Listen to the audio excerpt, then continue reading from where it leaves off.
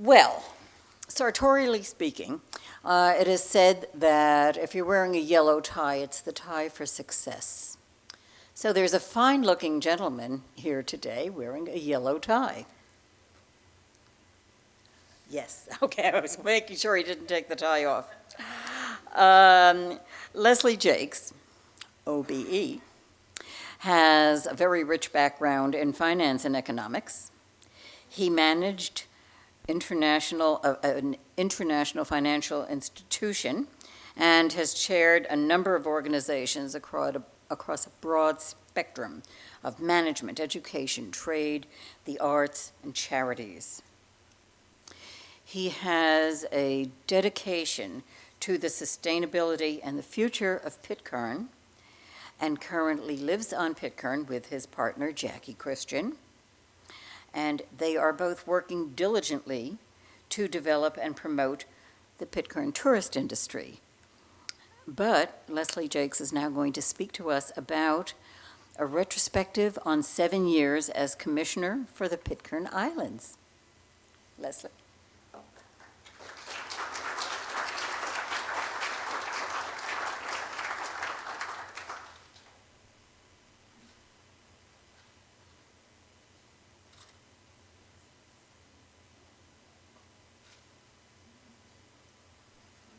Thank you, Barbara, for that special introduction, and I'm delighted to be wearing a yellow tie.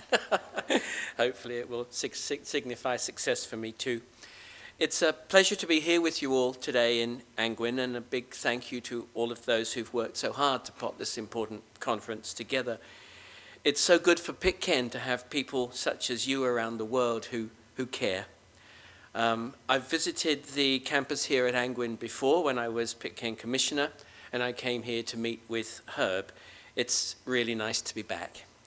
My own background, as Barbara said, was in finance and merchant banking, so what prepared me for Pitcairn? Well, nothing at all.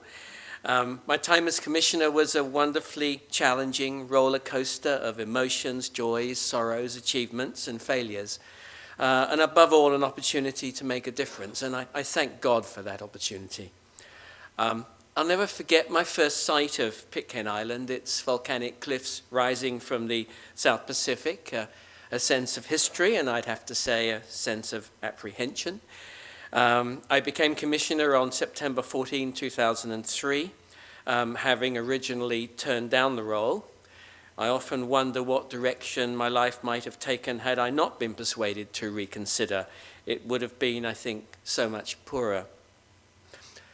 Pitcairn in 2003 had just lost its last regular shipping service. Its income streams, mainly from philately, had reduced significantly over the years, with accumulated reserves absorbing the losses until the reserves themselves were about to be extinguished. The island's income was less than 10% of the cost of running the island. Pitcairn had been neglected and run down over many years. My predecessor had left under something of controversial circumstances, and substantial urgent infrastructure development was needed. We embarked first on a process of regeneration. Despite the lack of funds, 2 supply ships with essential equipment for repairs and maintenance were sent to the island in quick succession. Original requests for assistance from Her Majesty's government were not met with universal support, quite the opposite. The Island Council was populated by off-islanders to whom many in the community deferred. There was a lack of self-esteem within the community and a lack of trust of outsiders, which was inevitable with people who had seemingly been let down forever. So we looked at wealth creation, infrastructure and service with the aim to create a more sustainable economy with full employment, higher standards of living, increased discretionary spending, and trying to break Pitcairn's isolation with affordable, regular transport, improved technology, an economy built around tourism, leveraging off the Bounty legacy, the group's unique flora and fauna, its prehistoric settlements, its Polynesian heritage, and the development of small-scale exports, and above all, looking to repopulate, without which there would be no future.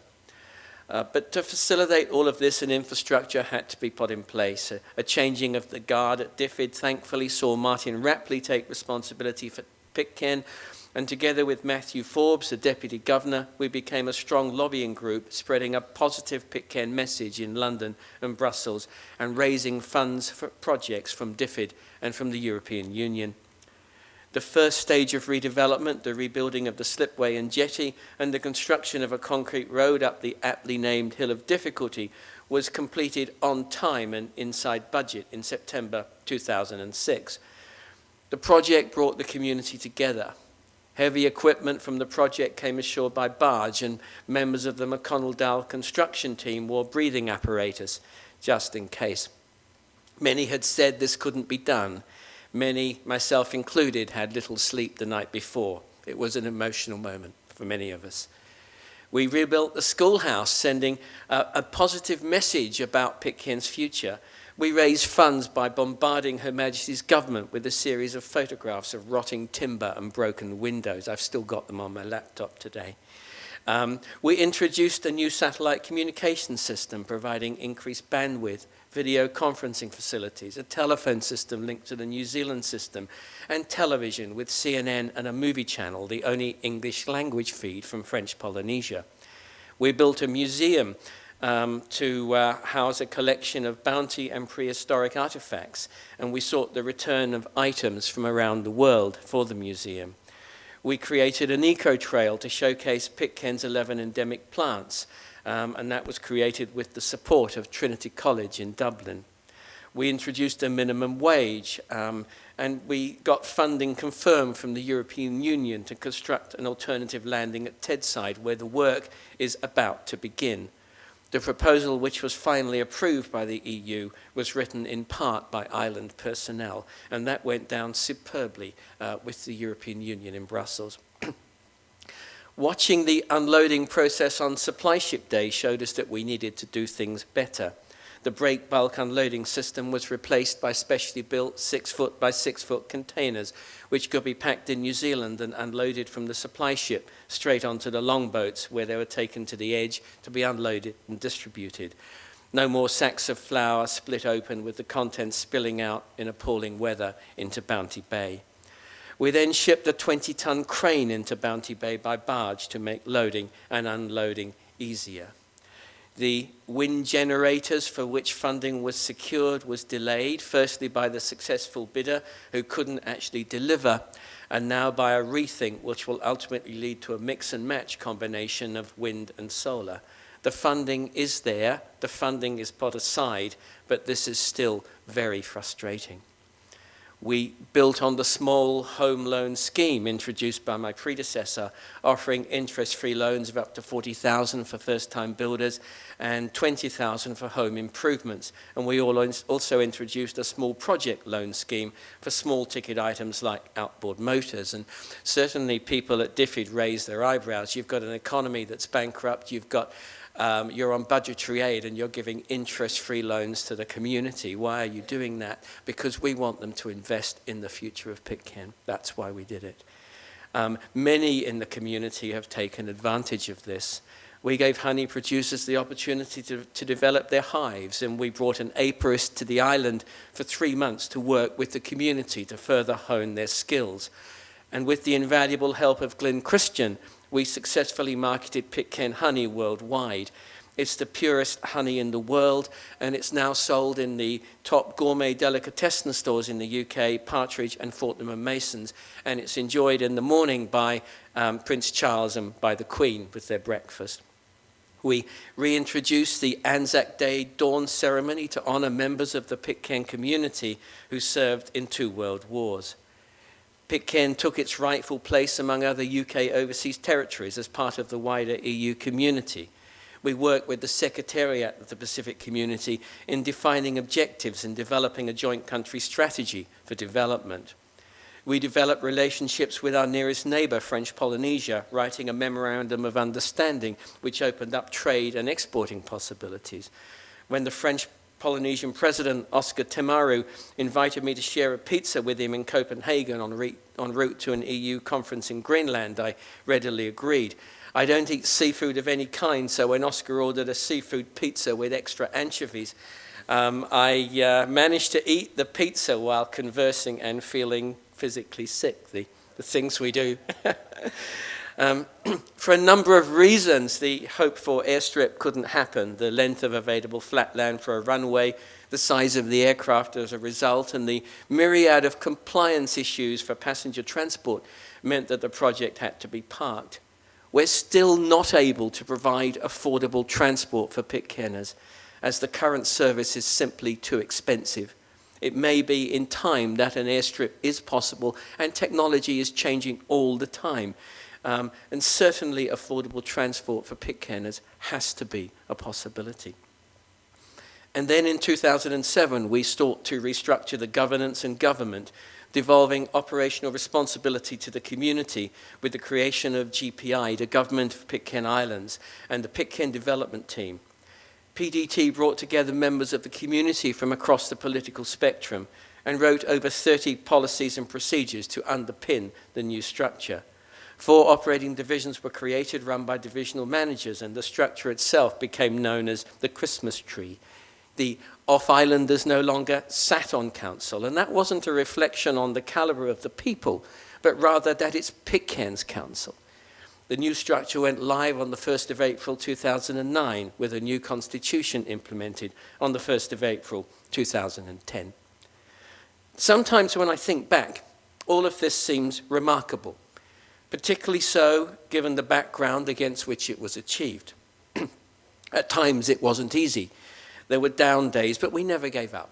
There were lots of prayers. Public meetings sometimes became public riots, and I often thought of the days way back in the Wild West when the US was taking shape. Wild meetings in saloons with people firing bullets through the ceilings.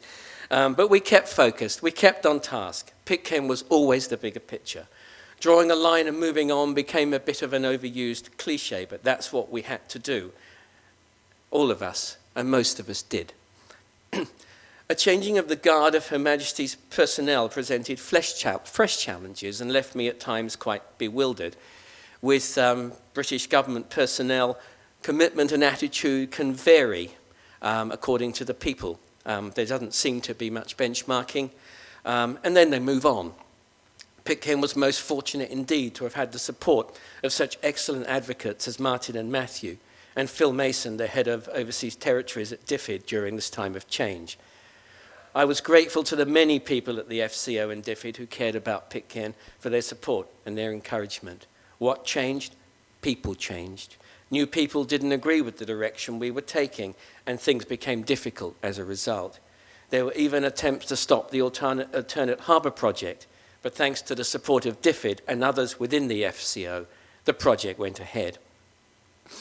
On Pitcairn, public dinners are shared meals and everyone contributes. For my farewell dinner, the then Governor's representative on island sought permission from her superiors in Wellington to supply sausages found in her freezer well past their use-by date. A fascinating and highly amusing exchange between the GovRep and the Governor's office on the contribution of out-of-date sausages was forwarded to me. It's the sort of thing one frames and hangs on the bathroom wall. But it showed what the relationship had become. Pitcairn's new Governor, Vicky Treadell, and Deputy Governor, Kevin Lynch, are good people. All we can ask of them is that they're fair. Pitcairn's structure is now into its 3rd year. Overall, things are going well, but the promised training for the community, an essential part of the process, was never delivered, with opportunities lost and good governance at times floundering as a result. Empowerment for the people will come with training, as will proper performance appraisal and job satisfaction, an important part of the process, but these things do take time, and a training program will begin before the end of the year. It's important that the relationships established with other overseas territories are built upon and not neglected. UK overseas territories have much to offer and many experiences to share. There's much we can learn. The minimum wage of $10 an hour has become the maximum, which efforts have been made to prevent reward for hard work. Salary levels overall remain low, with many struggling to make ends meet. Performance management and an incentive structure will address this. With a workforce of just over 30, Pitcairn will only survive if everyone is prepared to pull their weight. There's still much work to be done. Everyone has a part to play, and everyone must be encouraged to play it. Like communism, if the wage for producing one shoe is the same as that for producing 10, where's the incentive to produce 10? And that has to change. 7 years have passed so quickly, so much has been achieved. There have been so many positive changes to Pitcairn's governance and infrastructure. I had the good fortune to bring together a number of ideas and turn them successfully into worthwhile projects for the benefit of the community. We now have firm foundations on which to build, and Pitcairn must take that opportunity before it's too late. We're moving rapidly demographically to an aging population. We have to attract young families, both from the traditional diaspora and from outside. We must allow children to come. We must make outsiders welcome and look at the realities and what will happen if we don't. I detest the word outsiders. Pitcairn needs to conquer its own xenophobia, but the people who come must have the right skills and contribute positively to the community. My most lasting memories of my time as Commissioner will be simple ones, like being Santa for the children at Christmas, like remapping the cemetery and locating every known grave since the return of the Pitcairners from Norfolk Island in 1858. This took extensive research of the births and deaths registered and the hard work and local knowledge of a number of seniors without which this would not have been possible. Almost the entire community came together to tidy the cemetery and to place a simple bronze plaque to mark every grave. The rededication of the ceremony on Pitcairn Day, 2nd July 2011, was a wonderful occasion. And after the ceremony, graves were visited by a number of wonderful stories told of times and people gone by. I remember the first time the Pitcairn community was able to watch the Olympic Games on television. It became the talk of the island. And it didn't matter to anyone that the Polynesian feed was in French. A special memory, a special moment. No one believed it was possible. Devolving operational responsibility to the community always meant that I would be working myself out of a job, but few things gave me greater pleasure. I still have a role to play, and I enjoy being secretary to the council. I could not write a retrospective on my time as Commissioner without thanking my colleagues at PIO for their support and encouragement, and to say thank you to the people of Pitcairn Island who supported me initially and those who followed. That made the difference. I worked with Jackie during this time and we became close. I returned to Pitcairn in December 2010 as her partner and have settled into Pitcairn life. Jackie and I mowed lawns and collected rubbish to make ends meet. I never thought collecting rubbish would be such an enjoyable experience, and there were many jokes about me turning up to collect rubbish in a suit. Jackie and I began Pitcairn Travel to try to attract more tourists to the island. It's early days yet, but 3 charters ran this year with more planned for 2013. These trips contribute to both the government and private economies of Pitcairn, so a win-win for everyone. When representatives of the overseas territories were invited to Buckingham Palace to meet the Queen in 2006, Her Majesty was remarkably well briefed on Pitcairn affairs and showed interest and support for Pitcairn's future. It's a sense of how far Pitcairn has come that members of the Pitcairn community now take their rightful place at important conferences around the world. There was a time not long ago when Pitcairn did not even know the international treaties to which it had become a signatory. Pitcairn language and culture is now an important part of the school curriculum, a long way from the days not that long ago when Pitcairn was not even allowed to be spoken at school. It's a small community that must repopulate to survive. Can we build a world where this small community can live peaceably together? Can people put away their differences and work together? Can I? Can Pitcairn's fledgling government evolve into a credible partner with HMG? I stepped down as Pitcairn's last commissioner on 31st of March 2010. Just prior to my leaving the island, the community held a public dinner. Almost everyone attended. A slideshow presentation was run at the dinner, which we're going to show you now. it covered some of the achievements during my time as Commissioner. The presentation was called 7 Years of Plenty.